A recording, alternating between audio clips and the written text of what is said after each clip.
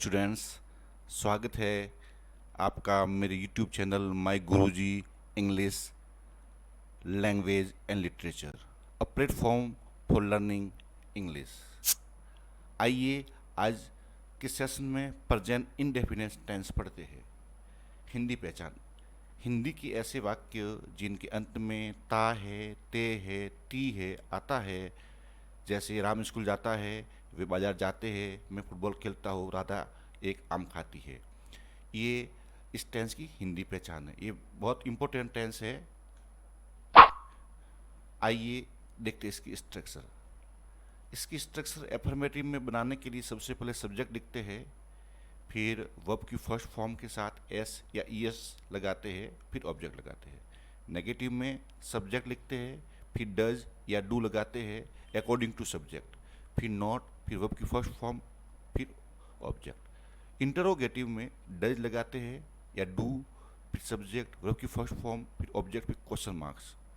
Interrogative negative में does, do, subject, not, verb की first form, object और question mark. आइए देखते हैं इसके रूल्स।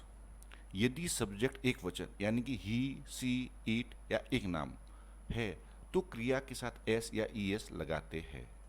यदि सब्जेक्ट बहुवचन यानी कि आई, वी, यू, दे प्लूरल है तो वर्ब के साथ एस या ईएस नहीं लगाते हैं।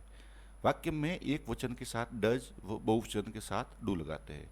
यानी कि negative sentence, interrogative negative sentence में यदि सिंगुलर है तो डज का प्रयोग होगा और प्लूरल के साथ में डू का प्रयोग होगा। S, H S, C S, Z, X के साथ अधिकतर ई एस लगाते हैं, जैसा अपन ने प्रीवियस क्लासों में पढ़ा है। आइए देखते हैं इसके एग्जाम्पल्स। देखिए यहाँ पर मैंने दो एग्जाम्पल दिए हैं। राम स्कूल जाता है, ये सिंगुलर का है। वे फुटबॉल खेलते हैं, ये प्लूरल का है। राम गोज टू स्कूल, यहाँ पर राम सिंगुलर है इसलिए वर्ब की फर्स्ट फॉर्म गो के साथ ईएस लगा, राम गोज टू स्कूल। यहाँ पर Ram does not go to school लगा क्योंकि राम सिंगुलर है, डज आ गया। राम स्कूल नहीं जाता है। क्या राम स्कूल जाता है? Does Ram go to school. क्या राम स्कूल नहीं जाता है? Does Ram not go to school. वे फुटबॉल खेलते हैं, वे प्लूरल है इसलिए प्लूरल के साथ एस या यस नहीं लगाना है। They play football. Way football नहीं खेलते, they do not play football. क्या वे फुटबॉल खेलते हैं? Do they play football. क्या वे फुटबॉल नहीं खेलते? Do they not play football. आइए स्टूडेंट्स कुछ और एग्जाम्पल लेते हैं। एग्जाम्पल जितने आप सुनोगे, लिखोगे, देखोगे, आपका कंसेप्ट क्लियर हो जाएगा। मैं एग्जाम्पल कुछ दे रहा हूँ। मानस एक पत्र लिखता है, मानस सिंगुलर है इसलिए इसकी इंग्लिश हो जाएगी Manas writes a letter, Manas does not write a letter, does Manas write a letter, does Manas not write a letter.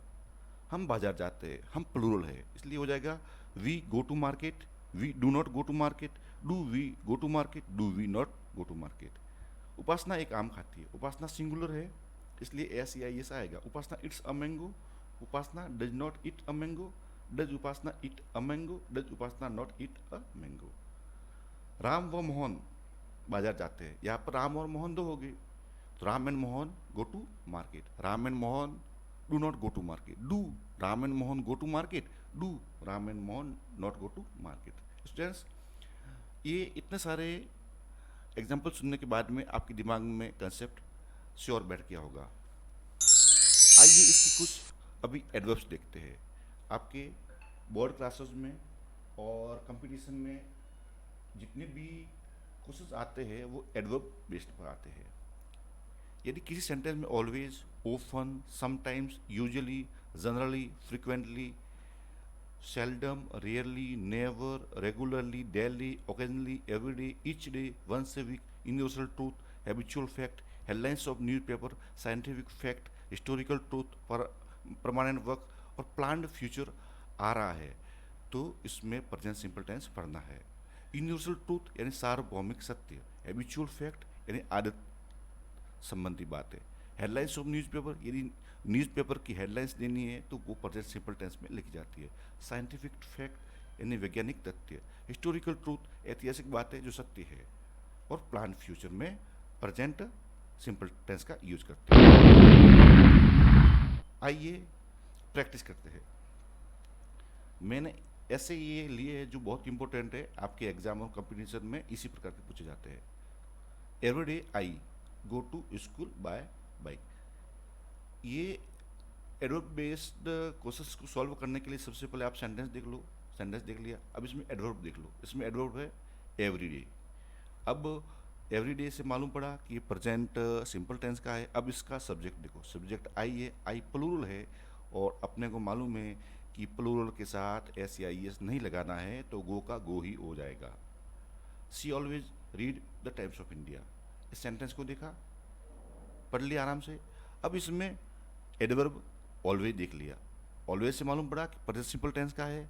अब इसका सब्जेक्ट देख लो, सब्जेक्ट सी सिंगुलर है, तो एस या ई एस आ जाएगा। अब रीड के साथ में रीड्स, तो she always reads the Times of India. Third, the sun set in the west. ये सेंटेंस है यूनिवर्सल ट्रूथ है, और द सन सिंगुलर है, इसलिए सेट का सेट्स हो जाएगा। अब बार्किंग डॉग सेल्डम बाइट, ये हैबिचुअल है। इसमें अब बार्किंग डॉग्स एक सिंगुलर है, इसलिए बाइट का बाइट्स हो गया। Honesty be the best policy, ये प्रोवर्ब है। इंग्लिश में यदि प्रोवर्ब भी है तो वो भी प्रेजेंट सिंपल टेंस में ही लिखी जाती है वो सेंटेंस। ऑनेस्टी, तो बी, ये बी की फॉर्म ईज हो जाएगा क्योंकि ऑनेस्टी सिंगुलर है। राधा ओफन कम स्कूल लेट, यहाँ पर ओफन आ गया, मालूम पड़ा प्रेजेंट सिंपल टेंस है, राधा सिंगुलर है, तो कम का comes. Very important questions now I am बता रहा हूँ आपको। इंडिया गेट इंडिपेंडेंस ऑन 15 अगस्त 1947। भारत को 15 अगस्त 1947 को आज़ादी मिली। ये वैसे सेंटेंस भूतकाल का है।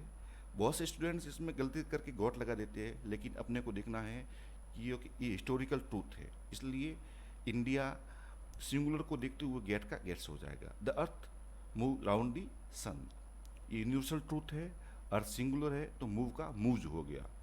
हियर कम द बस, इसमें देखना स्टूडेंट्स, यदि सेंटेंस हियर और दियर से शुरू हो रहे हैं और एक्सक्लेमेटरी सेंटेंस है तो उसमें सिंगुलर टेंस आएगा, इसलिए कम का कम्स हो गया। Last sentence, at last Ram kill Ravan.